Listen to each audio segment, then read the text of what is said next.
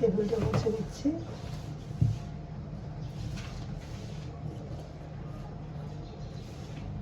প্রতিদিনই মুছা হয়, তারপরে একটু মুছে নিলাম।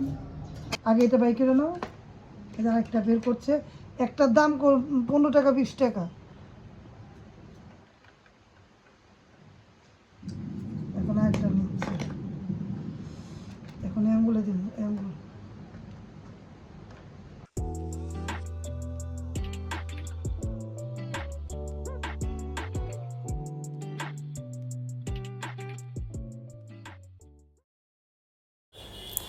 প্রেশার মাপা দিয়েই সকালটা হলো।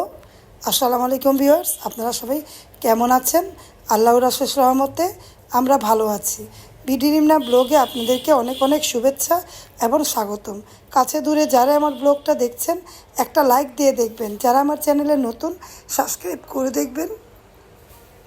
সকাল সকালে দেখুন আমি প্রেশার মাপছি, প্রেশার মাপার সময় তো কথা বলি না, তার জন্য আমি কথাটা পরে বললাম।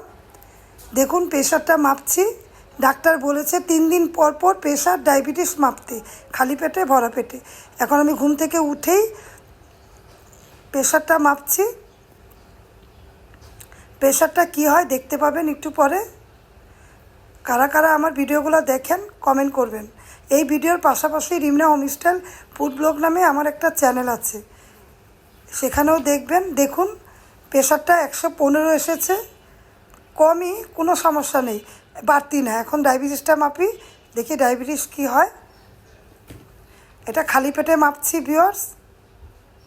প্রেশারটা কম আছে, অত কমও না অত বাড়তিও না, মিডিয়াম আছে।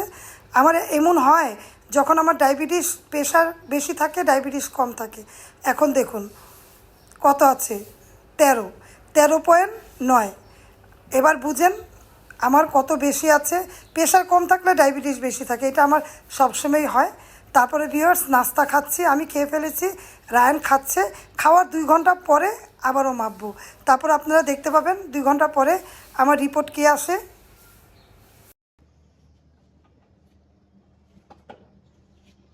চুলাটা মুছে নিলাম ভিউয়ার্স। চুলাটা মুখ না মুছলে ভালো লাগে না, সুন্দর করে মুছে নিচ্ছি। দেখুন আমার মতো করে কে কে চুলা মুছে কমেন্ট করে জানাবেন।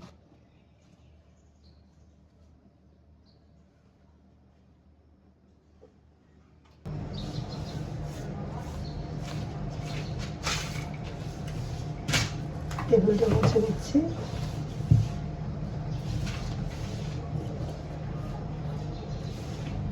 প্রতিদিনই মুছা হয়, তারপরে একটু মুছে নিলাম।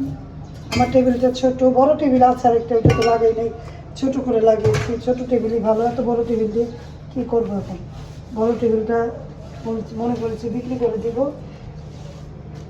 নিচে রেখেছি আমার দেবরের ঘরে। ওটা অনেক বড়, জায়গাটাই হয় না, এর জন্য ছোট করে টেবিল নিয়েছে। আবার ছোট টেবিলটা, বড় টেবিল আছে, বড় টেবিল আমি রেখে দিয়েছি। আগের টেবিলটা বড় ছিল, অনেক বড় ছিল, চেয়ারও বড় ছিল। এখন জায়গাতে উঠানামা এমনি আসা যাওয়া করতে কষ্ট হয়, মনে করলাম ছোটোটাই ভালো, এই জন্য ছোটোটা লাগে, ওটা রেখে দিয়েছি। বিক্রি করবো নাহলে ফেলে দিব, যেটা করতে ইচ্ছা করবো, বিক্রি করতে পারলে করবো। এটা দেবরের ঘরে নিচে রাখা আছে। এখন মুছে নিলাম, এটা ছোট টেবিলই ভালো।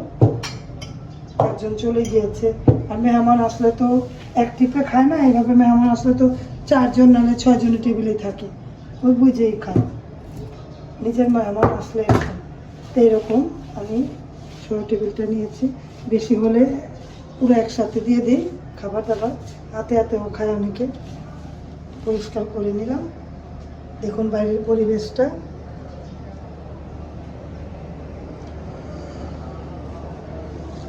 তাহলে ভিডিও দেখতে থাকেন, ভিডিওর পাশে থাকেন।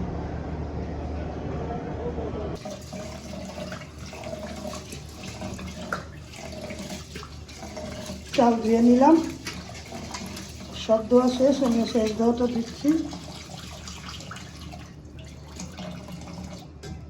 তারপরে ভাত বসিয়ে দিব।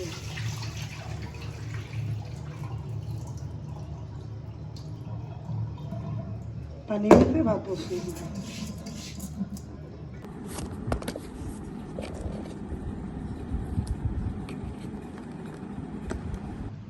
একবার রক্ত নিলাম, দেখুন এই যে এই স্টেপটা হইল না, এখন আরেকটা নিবি,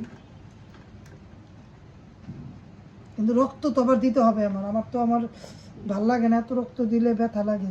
আগে এটা বাই করে নাও, এটা আরেকটা বের করছে, একটার দাম 15 টাকা 20 টাকা।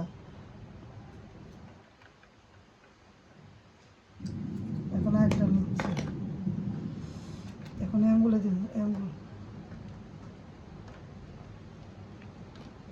গেছে ভিতরে, এই যে কোথায়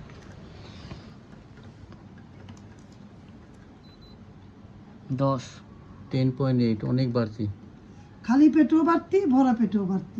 এখন বলেন, খালি পেটে ছিল 12 আর ভরা পেটে কত? 10.8। তে এইরকম আমার হয়, কি করব? ডাক্তার বলেছে 3 দিন পর মাপতে, এই যে মাপলাম, মাপাতে দেখুন এরকম হয়, আবার 3 দিন পর মাপতে হবে। এখন সকালেরটা যেটা আছে খালি পেটে যেটা, ওইটা লিখে রাখবা, লিখছো না? লিখে রেখেছি। আর এটা এখন ভরা পেটে 2 ঘন্টা পরে মাপলাম, এটাও 2 ঘন্টা পরে যে লিখা রাখো 10। খালি পেটে 12, ভরা পেটে 10। এরকম কার কার এমন হয় কমেন্ট করে জানাবেন।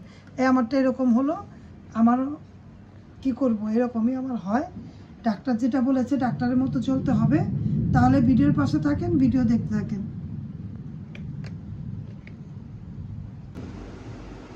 রায়নে তাল খাচ্ছে,